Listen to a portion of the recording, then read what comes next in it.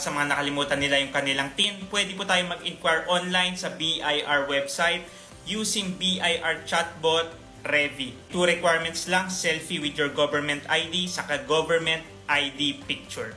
My name is George, I'm a freelancer's tax advisor at J Consulting. What we do is we are empowering online freelancers through simple and stress-free tax compliance. Ito, tignan natin kung paano siya gagawin.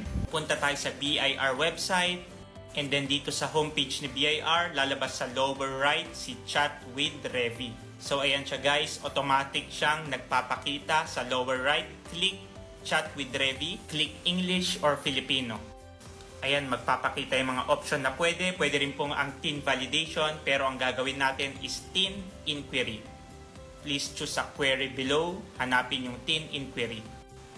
Click natin yung view, and then ayan, i-fill out natin first name, middle name, last name, gender, birth date, email address, and mobile number. And then i-upload yung dalawang requirements. Upload a selfie with your government ID, saka upload government ID. And then meron kang dalawang option. First, hintayin mo sa email yung result, or second, sa BIR live agent. Pag sa live agent ang gusto mo, dapat within working hours mo gawin ito from 8 AM to 5 PM. So that's it. If you are a freelancer at meron kang concern or question regarding freelancers BIR registration and freelancers tax compliance, comment mo lang yan at sasagutin ko yan.